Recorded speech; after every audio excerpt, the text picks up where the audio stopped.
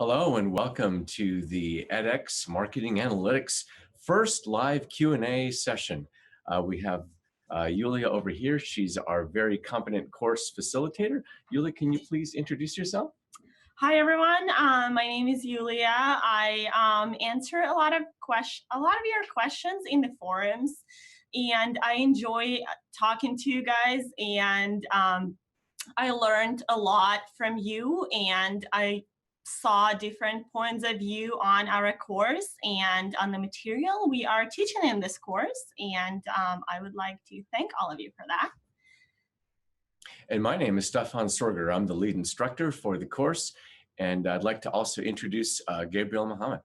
Hi guys, my name is Gabriel and I am one of the student instructors. I've taken this course maybe 10 years ago and I've been applying these topics at my work in various other companies. Thank you, Gabriel. And again, welcome to the Marketing Analytics and Marketing Measurement Strategy course.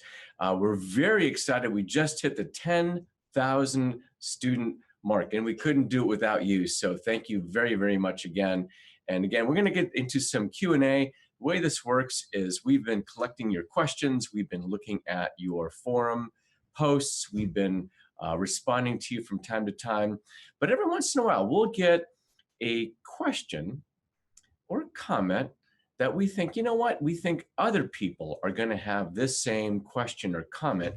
And I think this is a good forum in which to talk about that a little bit more and maybe talk about some of the real world implications. So that's what we're going to be doing today. Before we get going with that though, I'd like to get a shout out to all of the people on the forums who have taken leadership roles and have stepped up and answered other student questions. Thank you so much. Myself and Yulia and Gabriel, we all greatly appreciate it. So what we've done here is we've actually compiled a list of questions that we have got from you. And again, thank you for all your questions. We've been basically encoding them and we've written them down here and we're gonna be discussing those today. So thank you for doing that. We'll also be talking about really looking at some real world examples that we're seeing every single day that we think are relevant. First thing we want to talk about that we get probably the most questions about is the whole nature of dependent versus independent variables. Yulia's laughing here. She sees this happen again and again and again. So let's talk about that. You know, so for us, we really care most about dependent variables. Now, dependent variables are the things that we monitor, we measure, we want to, that's the thing we really care about. And for-profit companies, that means revenue. Sometimes it means profit, but it's a thing that we are trying to maximize. If you are a not-for-profit, it might be number of donations. If you're a government institution, it might be the number of people you help. It can be a whole variety of things, but again, it's the thing that you care about. Now, what influences or affects the things that you care about? Those are the independent variables. We can also think of those as explanatory variables. In a way, they help explain the behavior. So what would be some examples of that? Well, let's see. If you said, I'm Starbucks and I make coffee and I'd like to increase the amount of revenue that I make, what can I do? What can I do? What are some things I can do? What are some explanatory variables that I have? And now we're going to put that into two categories, two buckets, if you will, controllable and non-controllable. So controllable would be the number of stores. So the number of stores, Starbucks has many, many, many stores. And the whole reason for that is to make sure there's one nearby you, pretty much no matter what location you are in the world.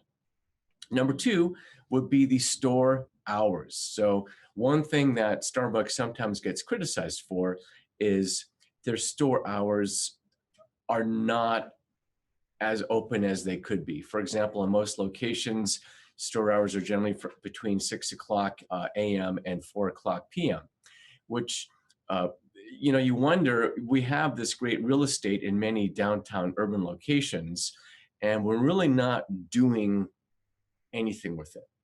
Uh, and the thought of maybe we open a evening thing, maybe it's not a full-on dinner, but maybe it's just a place to come by there and have some snacks, and maybe you're on your way to a show or to a club or something, and you want to have something. Yulia, would you go to a Starbucks in the evening if it was convenient, and maybe have some coffee or have a little snack or something before you went off to a show or something?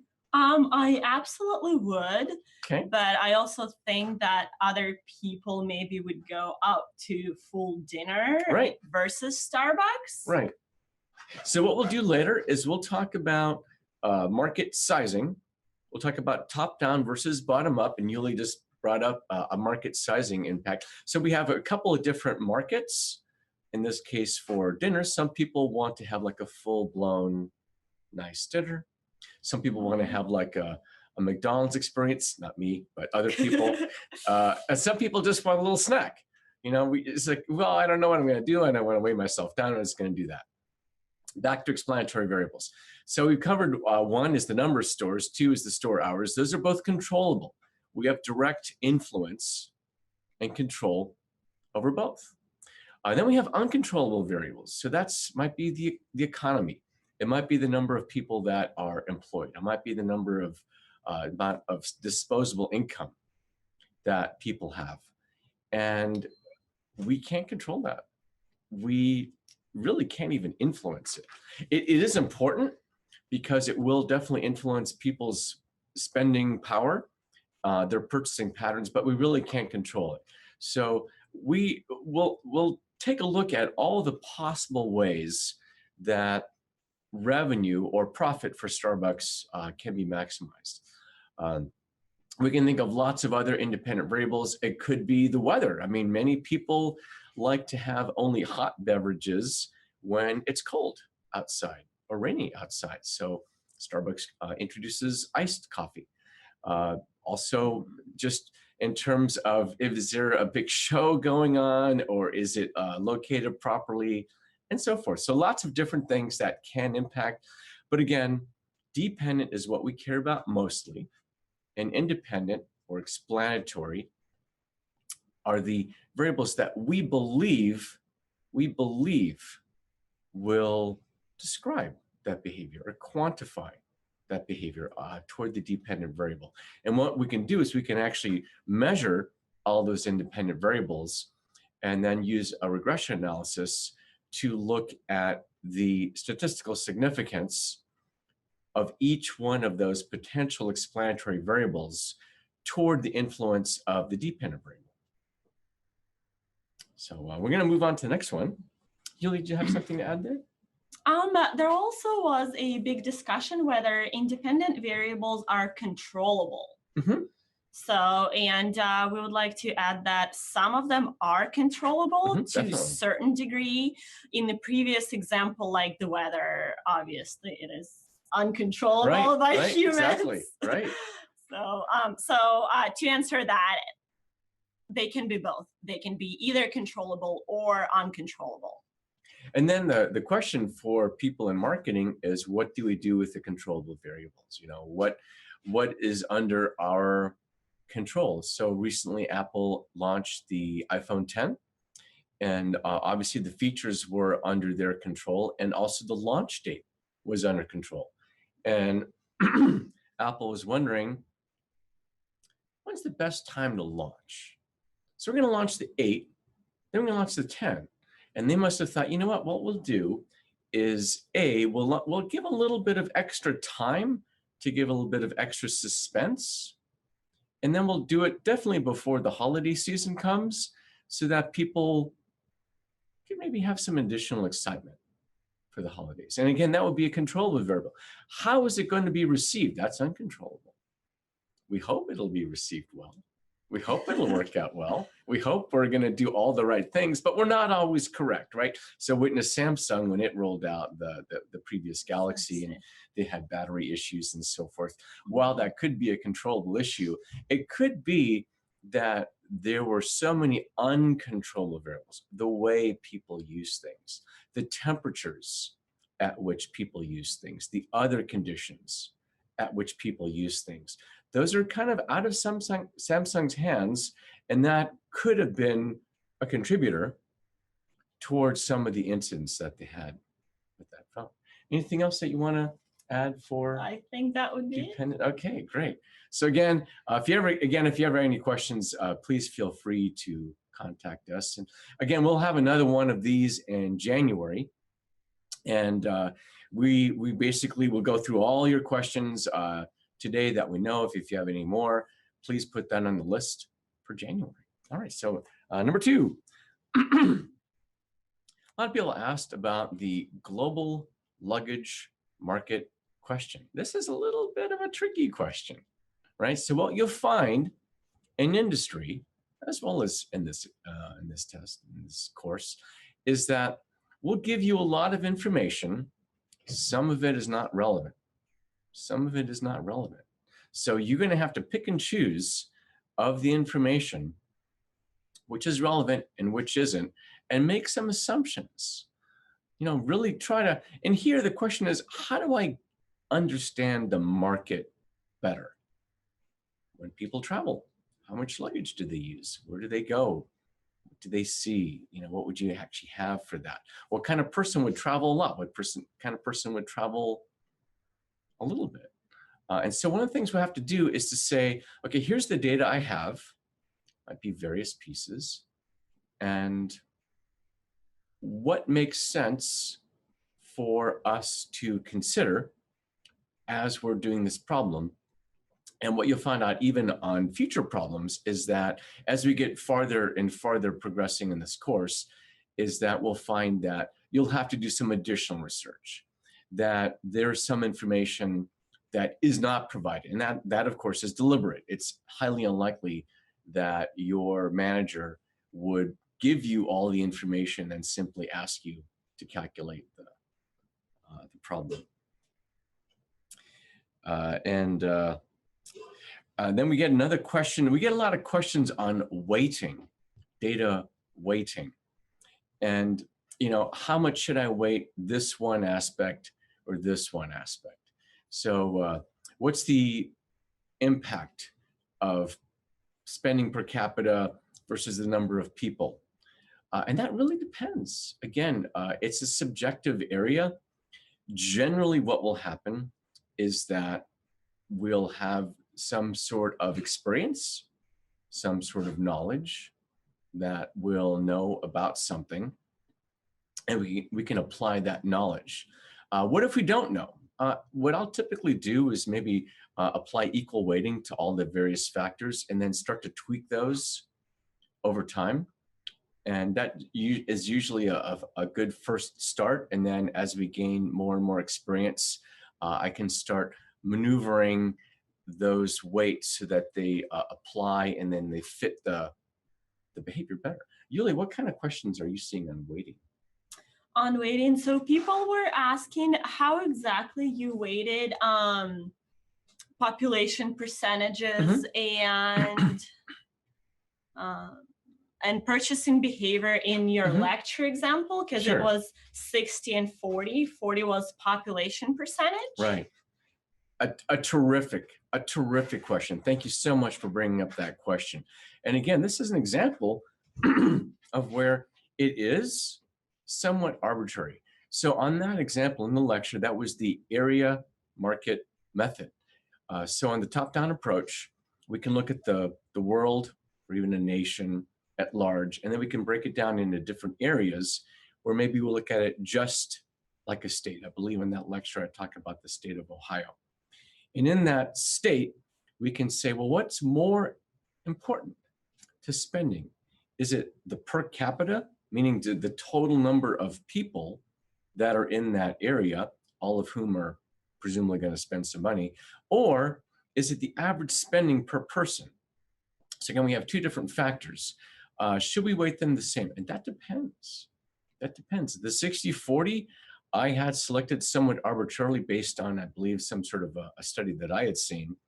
Although what you'll see is even though it starts off even or arbitrary, over time, you'll end up making tweaks to it, making adjustments to it to make it start to fit the data closer and closer. So short answer, arbitrary. Long answer is it depends on your knowledge of the market, which is why I stress over and over and over in the book why it's so important to understand the market and be better on that. And in fact, if you look at the book, and here's the book here, I encourage you to, if you do have this, I encourage you, if you do have the time, to actually just read it from cover to cover. Read every single example, and it's packed full of different diagrams, different examples within industry, things that I've collected over the years, with the idea that not only do you know the methodology and the technique, but you see how they're actually applied to examples. You see how we come up with 60-40 and so forth. And if you don't have the means or the time to get the book, look around you. Look at Fortune.com, look at Forbes.com, look at Bloomberg.com. All of those are good business-oriented sites that are available worldwide for free that give constant examples of what's going on in the world and how to do things. How to do things. Do you think that answered the question, Yulia? Yeah, I think that should. Excellent. All right, we're going to move on to the next one. So again, I'm reading from the list of questions. Again, thank you very much for sending us such a robust list of questions. We had a lot of questions on the linear equation model. So this is nothing more than just the equation of a straight line. Equation of a straight line is defined as y equals a plus b times x, where y is the dependent variable, a is just a constant, which happens to be the y-intercept, b is the slope, and x is independent variable. In this case, a is the y-intercept. What is the importance, the physical importance of the y-intercept? It depends, but generally there is no physical importance of that. What is the physical independence of the slope?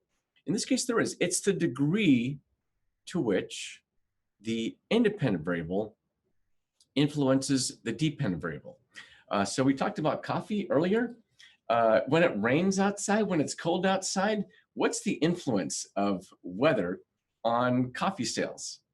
So do you think? I mean, coffee sales are most likely to increase because people are getting cold. So two things: they want to be inside. They most likely do not want to be under the rain, and second, they most likely want a hot drink. Gabriel, are you a fan of coffee? Now, do you go to a cafe when it's cold and rainy? Do you see a lot more action in cafes when it's cold and rainy? I like to go to cafes all the time, so hot or cold, I'm always there. So now, Gabriel, now are you more of a cold coffee fan or a warm coffee fan? Hot coffee. Hot coffee. So me too. I'll do the hot coffee even though it's roasting hot outside. But I do see that when it's a cold, rainy day, yeah, there's just a lot more people in there. And I think in fact there's a reason why Starbucks was founded in Seattle. Yeah, I think probably. Cold and rainy. I think that's it. So again, it's a good example of an independent variable. In this case, weather. It's an uncontrollable independent variable that's affecting the dependent variable. And whether you call the dependent variable store traffic or revenue or profit or the ability to actually find an open seat and a Starbucks in the rain, it's always going to be an influencing factor. And what we can do with the linear equation is we can add to it. So right now we just talked about one variable, y equals a plus b times x. Now we can also call it y equals a plus b times x1, and b2 times x2, and b3 times x3. And as you continue in your analytics journey, you'll find that we'll need to describe things with more and more and more variables. So far we just looked at Starbucks revenue as it's a relation to the weather would be X1. But there's a lot of other things that can impact Starbucks. such as their drinks. I guess right now it's, as we're recording this, it's November. And I think, was it 2 weeks ago, they had the pumpkin spiced latte. And when they introduce new drinks like that, that also tends to boost revenue, at least in the short term. Are you a PSL fan? Pumpkin spice latte? I'm personally not, yeah, but I know a lot of them. I don't get it. I'm not a fan. I'm not a fan. For me, it's an Americano or maybe a cappuccino. But the whole PSL thing, I have to admit, it does kind of elude me. All right, on to the next question here.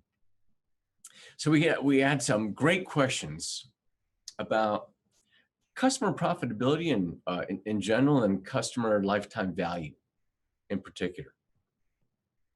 So the typical question we get is, if a company is profitable, like Starbucks, like Netflix, why do we care about customer profitability? Why do we need to bring it down to the customer level? That's because we want to look at the long-term impact of our customers. And this isn't true. This is not true for every industry. If you are a street corner lot selling used cars, you are just hoping to sell one car and that's that. But what if you're Netflix? So in Netflix, you watch that month after month after month. Are you a Netflix fan?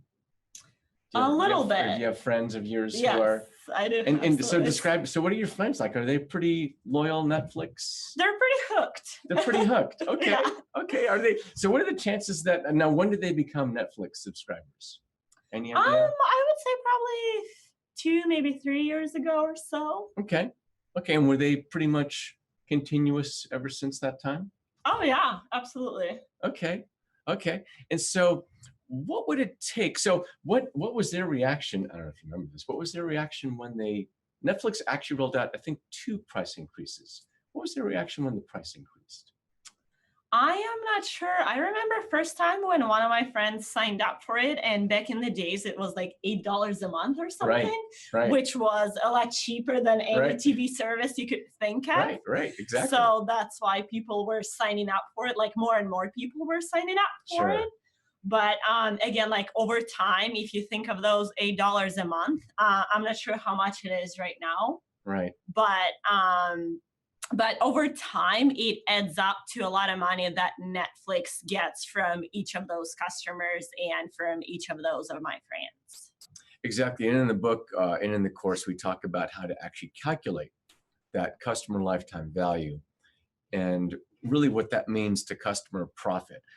Because we want to not only make the company as a whole happy, we want to make customers happy. We want them to continue, ideally, a lifelong relationship with us. We want them to continue that over the long range.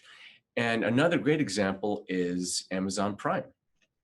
Now, I don't know if you're an Amazon Prime member, and again, I'm not advertising Amazon Prime, but Amazon has found that to be an excellent loyalty program. I've read many analyst reports that are saying that Amazon Prime is the most successful loyalty program ever created. I don't know if that's true, but that's what the analysts are saying. And they're saying that they've really managed to get a group of people in such a way that they've really understood their interests. And they started off with the 2-day free shipping, and that was a good hook to get them started. But now there's videos and special events and other things. And we'll find as Amazon continues down that road of their own customer loyalty program, that it's going to be greater and greater and greater. Gabriel, what kind of loyalty programs have you seen that are good, such as airline loyalty programs or Amazon Prime? Which ones do you really find attractive, and what makes them very relevant for you? I actually believe with the analysts that Amazon Prime is one of the best loyalty programs because it takes very little effort to be part of the loyalty program. And compare that to the airline industry. You'd have to fly all the time. You have to spend a lot of money with them. With Amazon, you pay, I think, about $100, $120 a year, and you get free 2-day shipping. You get a lot of music. You got a lot of movies. You got a lot of books. And so you get hooked on it. Like if you cancel that membership, you lose a lot of things. Versus if you cancel an airline membership, you just lose the airline status. So I really like Amazon. I also like Netflix. And I love this recurring revenue model. It's great for customer lifetime value from the company's perspective. And again, what we're looking for is we want to encourage a model where people are like Gabriel, that are, one thing is recurring revenue, and I'm certainly a big fan of recurring revenue because it makes running the company much easier. But you could hear the excitement in his voice. You can hear how glad he is to have something like a Amazon Prime in his life, that the music, the video, the books, he gets a lot of extra content that's going to make his life better. Maybe he learns new topics like all of you are doing in this course. And we want to have that model, that loyalty model, so that over time we get more and more people involved and more people are in there. And we have not just a recurring revenue stream, we have a recurring revenue stream from really happy people. And arguably in a way that touches many, many, many aspects of people's lives. All right, we're going to go on to the next question. Give some examples of market sizing, top down, bottom up. So we talked about coffee, so we'll just continue with that. So Starbucks, I guess you could, if we did top down, we could say, well, how many people are there in the United States? I don't know, 330, 335.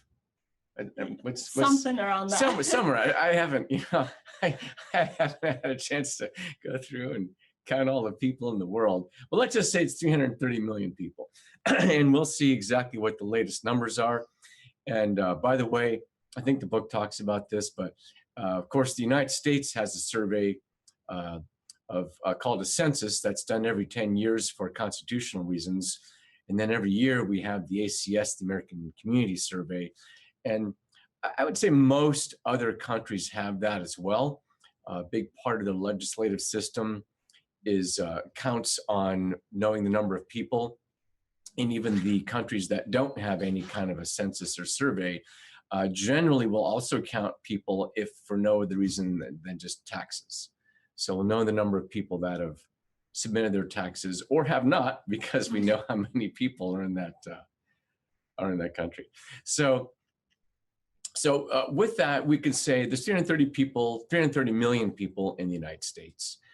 And what percentage of people do you think drink coffee? I mean, we could Google it. Estimating, Yulia's really smart here, would so we'll have say her about estimate. 70. 70, so which is 70%. more Wow. than half of the country. All right. So I don't know if it's 70%. That is but very rough estimation. Right. So we could Google that number and find out exactly what percentage of people in America drink coffee. I don't know if it's 70%, but we'll see. Anyway, you can Google that, and you would then come up with whatever 330 times 70% is. What is that, 240 or something? And that's going to be a big number.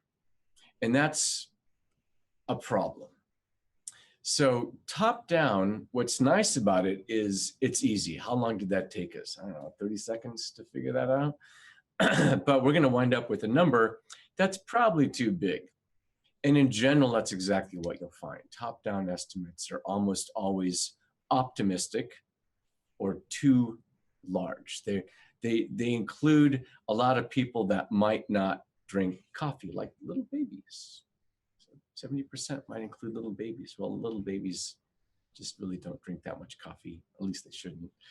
And they drink there's a lot of people that I know who are tea drinkers. So we don't include those. So by comparison, we can look at bottom up.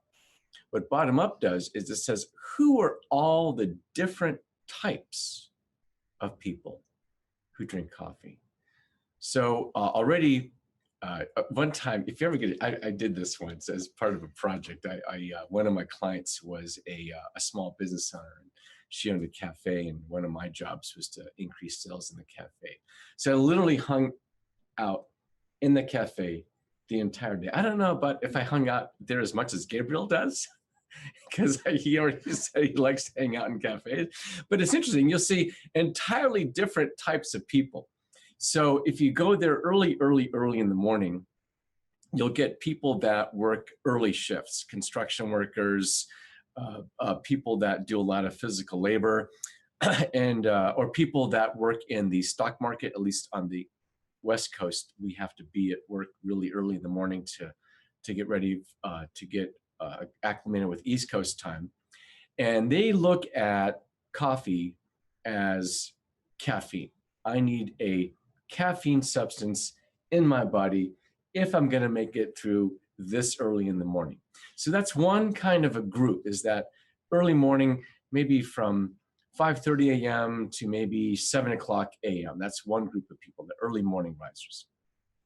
Next, we have the initial morning meetings. So initial morning meetings is, I'm going to go off to work, but I'd like to meet with a colleague or a client or someone before work for a breakfast meeting. I see this done with a lot of executives, and I'm going to meet with them before the day starts when we're still alert. And I'm going to have a 7 o'clock, 7:30, maybe as late as an 8 o'clock meeting. I'm going to have a breakfast meeting. I'm going to meet at Starbucks. It's already open. The coffee's there. It smells great. Music's nice. I'll do that. Then we'll have, and what we'll find is, continuing through the day, we'll have these early morning risers, we'll have breakfast morning people, we'll have kind of mid-morning break people, we'll have the lunchtime crowd, we'll have the sort of afternoon coffee break crowd, we'll have the after work crowd. So lots of different segments. And then some segments are really into the aesthetic, just hanging out at Starbucks, meeting with people. Some people are more coffee aficionados, and they're the people who order these really, really long drinks. You see how long some of these drinks are? Yeah. A half calf mocha with extra this and extra that. What on earth is that? You see those people, right? Oh yeah, absolutely. And then you'll see all these different groups. What kind of groups, what kind of segments, what kind of market bottom-up segments do you see when you go to a Starbucks? So I would say you see a group of students, you see group of working people, as you mentioned, Right. and kind of depends on the professions too. You can separate them by professions into Sure. separate segments. And then when it applies to me personally, I'm one of the groups that waits until traffic's gone at Starbucks after work. All right, that's so good. there's also such group, but that really depends on your geographic location. So that might not apply everywhere. Indeed, indeed. Gabriel, what kind of groups do you see? Now, you said you were a cafe aficionado. What kind of groups do you see? So there's definitely the students, and there's professionals, and there's also the breakfast eaters. Starbucks has invested a lot of money and advertising into making sure that they're not just a coffee shop, but they're more. They started out initially with pastries, and now you see something closer to McDonald's, for example, with their sandwiches. So that's another group of customers that they have.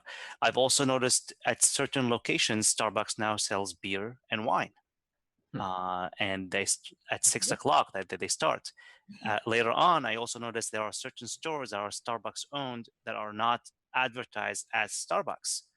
I think when I went to Seattle, there were a few coffee shops that interested me with the style. Like, for example, if you remember Friends, the show, they would always go to that location, the same location, I forget the location name, and Starbucks has created something similar in terms of location, so it makes it more homey to go there. So there are definitely different segments that you can use from the bottom-up approach. Great. So so our first step then is to identify all the different segments, and we've come up with, I don't know, at least a dozen just now for coffee drinkers.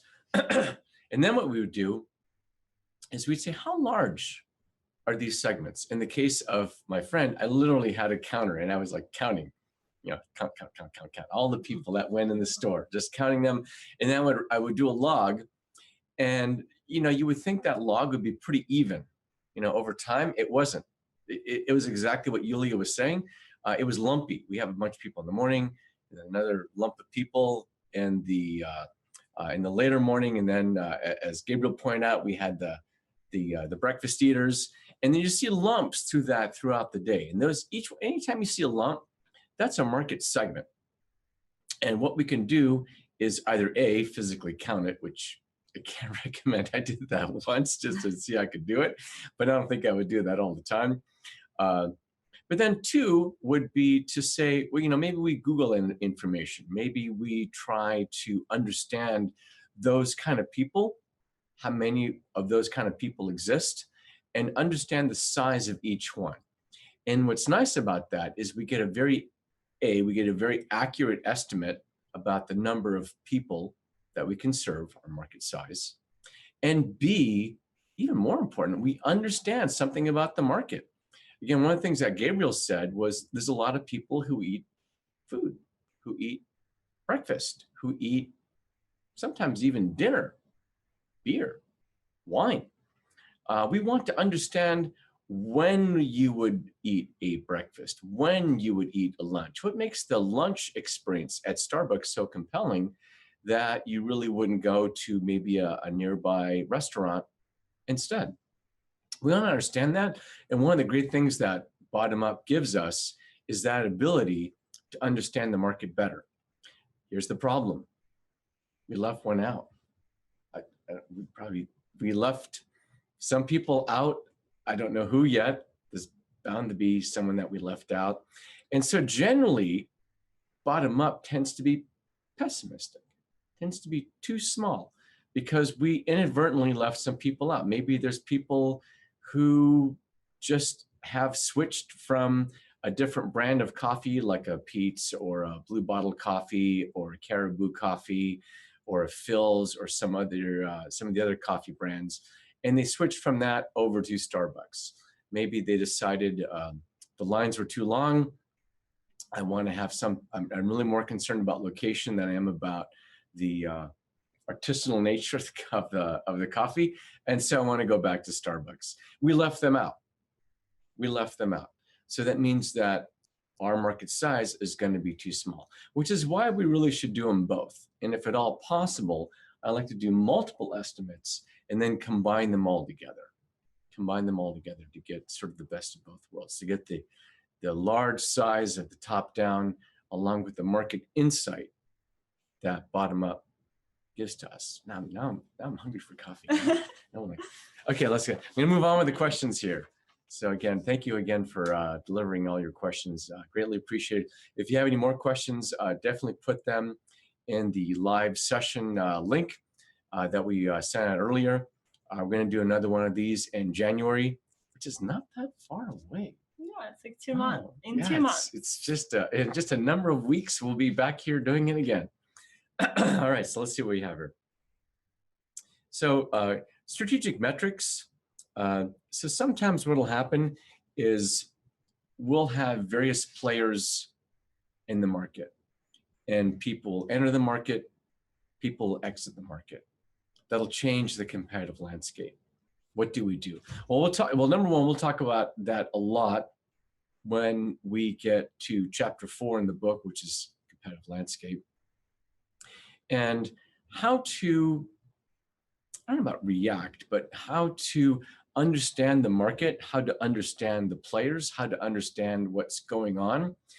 And probably the biggest area I see that in right now is retail.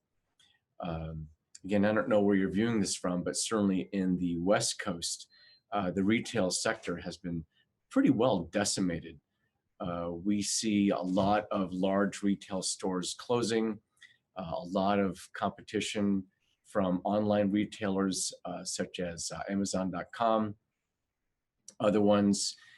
And so just the other day, I saw, I think last Friday, I actually saw that JCPenney, they had been closing a number of stores, but we're still doing programs and actually managed to boost some of their sales numbers just a bit, same store sales just a bit year over year. And their stock price was up 15% because so surprised were the analysts about the fact that we can still have the potential to grow same store sales. The market rewarded them with a pretty healthy stock price increase. But we have to look about what happens when we have an online competitor entering the market. And another good example would be Walmart.com. So Walmart.com in 2016, they said, they reflected and they said, we do have Walmart.com. It's good to have that online presence, but we want to grow. We want to get bigger in terms of our online presence. It's going to take some time for us to do that. And in order to grow, we're going to need a bigger site. And they said, we have really two choices. We could grow it organically. That would take us a long time. Or we could just buy Jet.com. And they actually wound up buying Jet.com. And the analysts have rewarded them, basically saying this was a brilliant move. And now analysts are actually using Walmart and Amazon in the same sentence. And you look at even companies like Home Depot entering the online market, saying, hey, I know you need these big building materials. We just can't store everything in the stores. Even though the stores are large, there's going to be things like, shower enclosures and tubs and huge things that only a few people are going to buy. We can't justify holding them in the stores, but we still want to have people buy them through us. Let's make the online experience better. And so they have a situation where if you buy it online, they'll ship it to the store for free, and they'll even have people for an added fee come and install it at your home. Gabriel, what kind of things do you see in the retail market space where people are entering and exiting the market, and how do you see that affecting the market? I've actually seen on IKEA, I believe, is part of the retail as well. They've recently bought TaskRabbit. So they realize that there is a quite sizable market and profitable one for not only selling a product, but also selling a service that goes with it. I mean, IKEA is the easiest thing to assemble, but there are people who still prefer other people to assemble it for them. That's a great point, Gabriel, and that was a brilliant move. Yeah, I heard that TaskRabbit actually was bought by IKEA, and I guess in order to assemble the furniture, you can do that easier. And so now, if you are a furniture maker, if you're in the furniture industry, that's a problem, having IKEA do that. Now, what you've done is by buying TaskRabbit, IKEA has basically rendered the one last excuse gone. It's now, there's really no reason not to do it. Do you ever buy anything at IKEA? I have, yes. And what did you go to TaskRabbit to have it assembled, or did you? I did not. Just built it, got out I the hex keys. assembled it on my own. wrenches. It was really easy shelf. Right. But what they also do, they also offer delivery service. Right. Which also can be example of that. Right. Separate delivery service. Right. And when I go in IKEA, I see these stickers all over the place that say, we'll come to your house. We'll not just deliver it, we'll even assemble it for you while you're there. Now, what other furniture stores did you look at outside of IKEA? There is Ashley's Furniture Store. You also can buy some of the furniture at like Lowe's and Home Depot. Okay. And then why did you select IKEA? Because they had wider selection, and again, I could look online at what they had, and even if they don't have it in the store, they still can deliver it to you. And I see traditional furniture stores. Can you imagine how hard it is to be in a marketplace of traditional furniture stores? That would be hard because she didn't mention, well, maybe Ashley's. She didn't mention really hardly a single one, and so that's a difficult market to be in. So you can see in terms of entering a market, once IKEA entered that market and then added that foothold with the service side of it through TaskRabbit, it became much more difficult for those existing companies to remain relevant to people. And I would say also tastes change after a time. There's a whole category, I guess they call it brown furniture. Oh, I've never heard that. The old walnut furniture and oak furniture.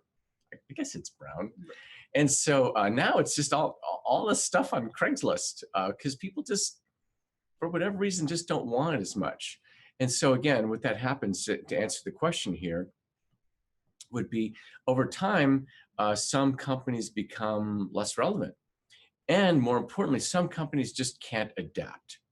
They just don't see how spending patterns, how spending behaviors change. One great example of that is Sears, where, I mean, they must have seen 10 years ago that people were moving online, but I guess they really didn't figure out what was going on until too late.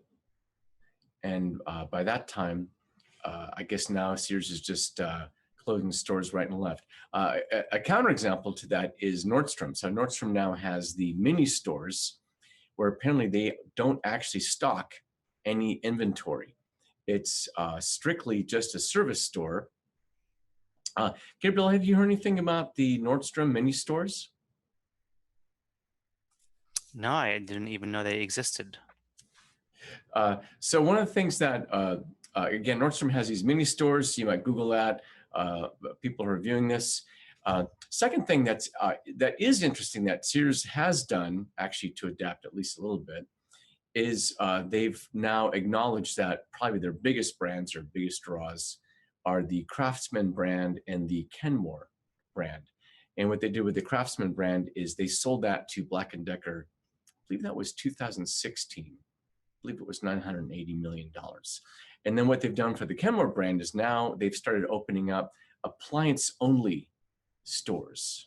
Appliance-only stores. Apparently people like the Kenmore appliances, so they started that. So again, with that, what does that mean? That means if you are a company and you want to understand the competitive landscape, you need to understand how to adapt. Companies will come into the market, companies will exit the market, and you need to figure out what to do as a result. All right, we're going to continue on with our list of questions here. We have a question about simplification of models. So people ask, what is it that makes models simplified? Well, what it is we can't possibly look at all the different explanatory variables. And people actually tried that. It was in the 1980s and the 1990s where people build these huge econometric models. And the idea was, let's predict how much output the United States would have. Let's look at every single employer. Hundreds of thousands of employers? A lot. A lot. And every single consumer, and again, we talked about 330 million consumers, and the result was just a disaster. They could barely get the model to run at all, let alone gain any insight from it. And so I think that tide has shifted toward much more simple models, to really use no more variables than what we really need. Number one, I guess for cost and the development of the model, but number two, we want to really understand the contribution from each variable in the model. Gabriel, now you work on modeling quite a bit in your work. How big would you say the models are? How do you select the variables? And how do you select, when is it too simple versus too complex? So models are in different sizes and complexities. The simplest models we built included one independent variable. Other models we've worked on included close to 900 independent variables. And as you get further and further in complexities, it becomes much harder to stabilize the model, let alone get insights from it. So with the 900 variable model, how did you? I gotta ask, how did you get to 900? How did you 900 was it and not 901? No, we don't need that 901th. variable. We don't need that. No, 901. No, that's crazy. 901. That's ridiculous. No, we'll just stick with 900. Thank you very much. No, but it was the same thing. Is that we try to put as many variables as possible, and 900 is just the approximate number. But think about it. Think from advertising perspective. It's not just advertising, but advertising per state or per region or per store region. So that's how you get the increased number of variables. And then Gabriel brings up a good point where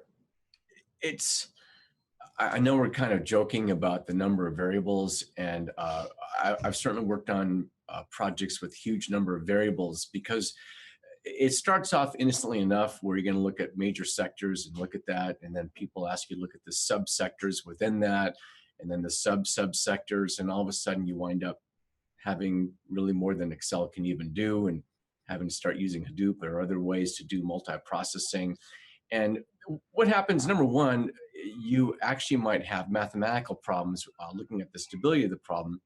But number two, you've kind of stopped learning. You now have a much more difficult time, in my experience, to actually learn what's actually driving that behavior. Who's actually driving the bus? So out of those 900 variables, we're gonna wind up having a Pareto principle, meaning 20% of those 900 variables are probably going to have a disproportionate effect versus the other 80%. But it's going to be hard to find out. Once you get a model size that big, it's going to be very, very difficult. Did you find that to be the case, Gabriel? You always have to have a good reason for the numbers. But yes, it becomes difficult. But as we move into the big data stage, 900 variables are not much. Sometimes you have millions of variables. One of the interesting things that I looked at is the analogy between where we are right now in society versus where we were about 200 years ago, 1840, 1845, 1850, around there. It was very similar in society. For some reason, people had collected enormous amounts of data. I guess in Scotland, they had measured all of the chest diameters of all the soldiers in the Scottish army. Why? I don't know, because they could. It's similar to the situation we have today. When you look at the things that we're measuring, why? Well, I don't know, because we could. And they said, well, what do we do with all that data? You know, what do we do with all the chest circumferences of all the people in the Scottish army? And so that led to a big revolution in data science back in the mid 1800s. And I can't help but think we're going through that same thing today. So another question we have from the audience here is attribute-based perceptual maps. So attribute-based, an attribute is a characteristic. It's a physical descriptor. It's what we can use to describe something. And probably the best, and if you have something really easy to measure, like, I guess to some degree, maybe a computer. If you had a computer, you have screen size, you have processor speed, you have the hard drive size, you have the RAM size, you have the RAM speed, you have the physical configuration, you have the weight, you have the battery life. These are all very measurable things. Most people have a pretty clear indication about what screen size means to them. Some like big, some like small, but most people have a preference. And it's pretty easy to figure out. What do you do though about that's attribute-based. So attribute-based is physical characteristics that you can measure and use those to describe what's going on, describe the position. Now we can then use those attributes to describe what we have to other computers. Compare that though to beer. So beer is something that a colleague of mine has been doing quite a bit of statistical research on. and he uses both attribute-based and similarity-based. In the world of beer, I didn't know this before he described it to me. Apparently, they do both of them. They do attribute and similarity. For attribute, they'll measure things like pH, the color intensity, the quality, the makeup of the hops and the barley and the other ingredients in there, and so forth. A lot of things are easy to measure with beer. Some things, though, are more similarity based. And what they'll do is they'll pick out some sort of maybe kind of a prototypical brand, a brand that really signifies that particular style of beer. In the world of Indian Pale Ale or IPA, it's the Sierra Nevada IPA. Apparently, that's considered a standard. And whether it's good or bad is kind of irrelevant. It's a standard by which all the other IPAs are judged. So in judging competitions of IPAs, what the judges will do, they'll do both attribute-based perception, cloudiness, pH, etc., and similarity-based perception. How does this taste compared to Sierra Nevada? You know, is it hoppier? Is it more like barley? Is it crisper? Is it cleaner? You know, so we can use both actually in industry quite a bit. And so we go on here. So the question we have here is, can we deal with perceptual mapping when we have more than 100 competitors? So we're gonna get that over to Gabriel. Gabriel, you deal with models of 900 people. Do you ever have a perceptual map that included 100 competitors, and what did you do? So I haven't used perceptual maps, but in case of a lot of variables, you can cluster them together at some points to make it easier to visualize. That's one technique I would use. And sometimes you might want to just try it. Just try 100 different competitors. And of course, each competitor probably has 5 dimensions. So you already have closer to like 500 different points on your system. So I guess clustering or some kind of a reduction technique for the data might help. Just see what happens. It's a lot of trial and error at the beginning. Thanks, Gabriel. And I'd agree with that. Like, so we talked about IKEA earlier, and we talked about buying things through there. And one example would be furniture stores. So how many retail furniture stores are there in the United States? And I know that the people are listening are probably Googling, how many retail furniture stores in the United States? The answer is 15,457. I totally made that up. I have no idea how many retail furniture stores, but I'm guessing it's going to be in the tens of thousands, right? It should be a lot, yes. Plus, there are some that sell online only. Right. So there are some of those as well. Right. Or there are like little mom and pop furniture Right. businesses that sell their furniture on sites like Overstock. Sure. Right. So if you were wanting to get into the retail furniture business and you wanted to do a perceptual map, you know, what will we do? You know, we have now acknowledged these 15, 20, 25,000 different stores. As Gabriel alluded to, we would do some sort of a representation, whether you want to call that clustering, whether you want to call that symbolic. It's basically going to be to look at all these different ones in a particular area and put those in one place. Now, the problem comes if we have to understand how they differ. So that the moms and pops that you talked about, the moms. So what kind of stuff do they sell, and how would we describe them in such a way that we can actually use different attributes about them?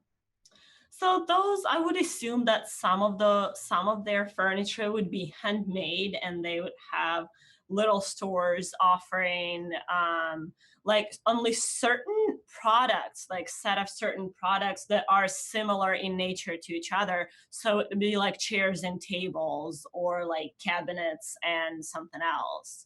Or like there would be another service. So they, like, usually smaller businesses concentrate on specific products a little more versus bigger businesses, but those we could cluster them all together and look at them as at one segment.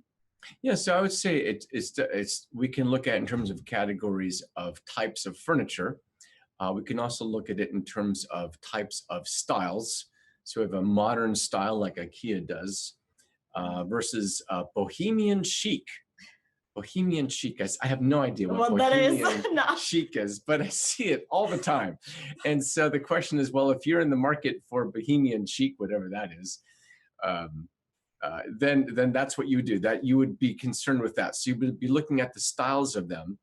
You would know enough about the market or the industry that you're dealing with to know the difference between a Queen Anne and maybe the different types of styles of furniture, that you can make intelligent assessments about it. And then you would use that then to understand the different clusters through which you're going to have your perceptual maps.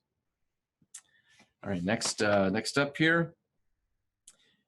What makes a model normative versus predictive? So these are two different styles of models. So a predictive model says, what if? What if we were to increase the marketing budget by 10%?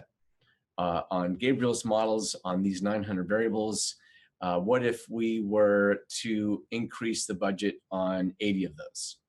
What if we were to pull things, what if the revenue of our competitors was to increase by 15%? What if we were to move our store to a new location? So a lot of what ifs. That's the classic Microsoft Excel spreadsheet problem. And that's really what the spreadsheets do very, very well, is play what if analyses to find out what would happen. That's predictive. We're going to predict what's going to happen in a future if we were to do those things. And we can say, well, what if we increase budget by 10%? Could we reach our revenue targets, our marketing budget? What if we were to increase it by 15%? What if we were to increase by 20%? And then at some point, you keep increasing it and increasing and increasing it until you finally find out at what point we reach our revenue targets.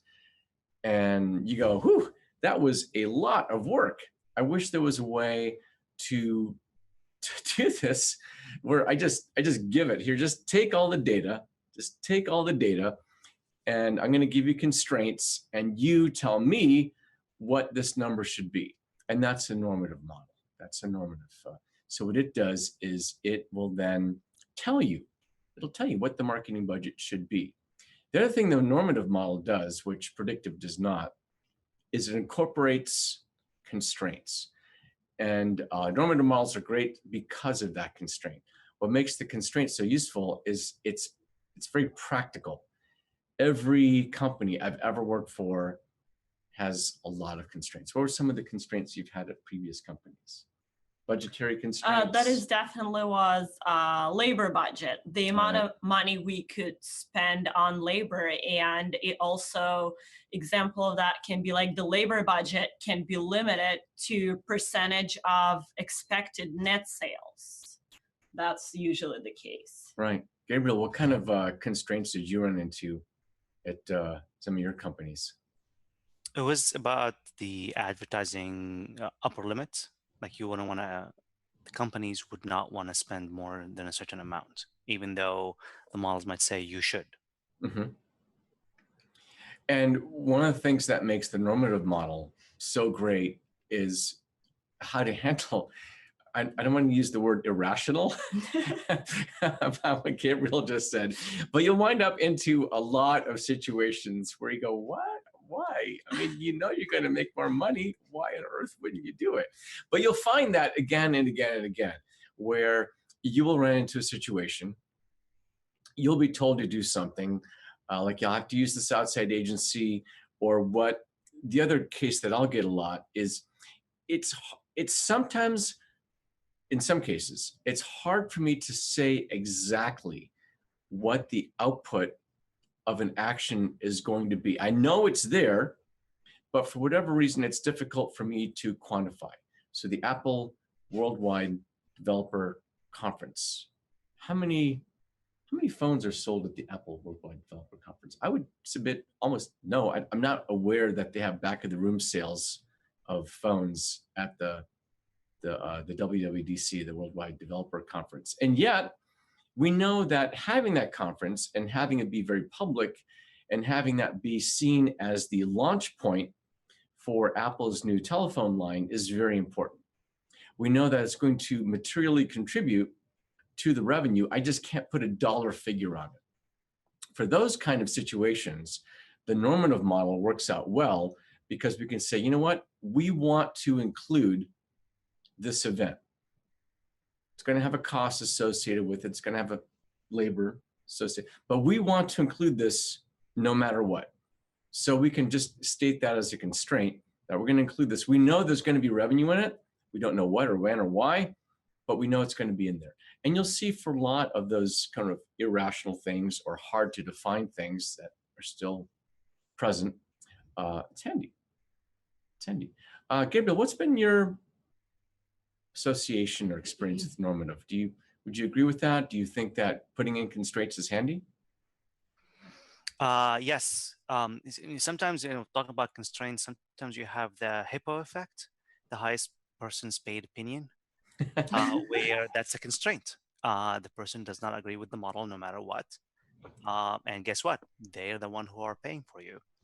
And to some extent, you might want to understand the politics as you're building these models.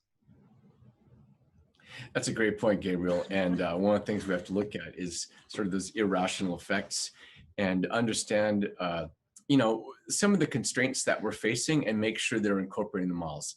And one of the things that normative model, also sometimes called optimization models or linear optimization models, will incorporate that natively in with the model. Okay, we have time for, I think, one or some more questions. What are some tools? So we have a question here. What are some tools that marketing analysts like us use to persuade executives? So Gabriel just mentioned the hippo effect. How do we influence that? I would say in general, all the models that we talk about in the class are certainly good for persuading executives. Something that we don't talk about, and we can look at outside of that, are data visualization tools. A great chart can be a lifesaver, can be a very powerful persuasive instrument. And there's companies like Leftronic, ClickView, Tableau that produce fantastic data visualization tools that allow you to go way beyond the functionality given in Excel to create all new types of tables and charts. When I look at most presentations, most of them are way too much text focused and not nearly enough chart focused. And what you'll see is an executive will look at a presentation and they'll tell you to stop when it comes to an interesting chart, and they'll want to know all about it. And sometimes you can communicate with that. Gabriel, what's been your experience in terms of persuading the hippo or persuading other executives? Yeah, so my advice to most people who start in this field is that don't think of analysis in general as a trial. You go to the courtroom and you present your finding in front of everybody. There's a lot of people who are more politically powerful than you because this is not a trial. So my way of doing this, when I find interesting conclusions that might rock the boat, is I would go talk to each person in that room individually prior to the meeting, so they get their say into the analysis. You've probably heard of the idiom, if it's not my idea, it's not a good idea. And so I present the ideas to them independently, get their input in it, so that way they see they have a hand in the analysis or opinion, and the meeting is more like a formality at that point. Or maybe there's other people that we weren't able to talk independently with. So that's the art of persuasion when it comes to analysis. Thank you, Gabriel. And in chapter 5, we're going to be going on more tools. But if there's one thing you need to remember when you're doing presentations, and I think Gabriel would back me up on this, is that you want every, if possible, you want to do the presentation like Martin Scorsese would do it. Think about it as a timeline. If possible, actually storyboard the whole presentation, understand the role of each slide in the presentation. And that whole presentation should lead you to one inevitable conclusion. If you leave any wiggle room in there, if you leave any cause for doubt, if you leave anything in there that's not completely defined, a lot of times that will get you in trouble, and all of a sudden you find yourself being on the defensive. And I think Gabriel would back me up here that once you're on the defensive, it starts going terribly wrong. Gabriel's smiling here, you can't see that. And then Yuli, have you ever come into that when you have executives that are hard to persuade, and what did you do? So I would say that include as much numbers as possible from your analysis. Numbers are more convincing than anything else. Absolutely, and numbers carry a lot of credibility, and especially if you can understand the numbers that your audience cares about. One of the things that Gabriel pointed out is know the audience. So if you know who's going to be there, you want to have discussed it with him or her ahead of time, understand the kinds of things that they care about, and make sure that somewhere their numbers are incorporated. You also want to present options. It's not just there's one conclusion, everybody needs to do this conclusion. Present options, because as we're doing the analysis, we might not be the decision makers. So giving them options make them more comfortable in choosing. Now there's ways to funnel them toward the option you want them to take, but you definitely want to present options. Great, thanks, Gabriel. Appreciate your insight. Again, I've just been told that we're pretty much at the limit for today's Q&A session, time-wise. So again, we appreciate all your questions. If you have any more questions, please refer those to the discussion forums, as well as to the upcoming next live Q&A in January. Again, my name is Stefan Sorger. This is Yulia. And Gabriel, can you please exit out? Exit out. Just say bye, Gabriel. This is Gabriel. Bye. All right, thank you very much again. And again, please keep those questions coming. Congratulations for everyone on 10,000. And thank you so much again for all the people in the forum that have answered the other students' questions. We greatly appreciate your leadership. Thank you and goodbye.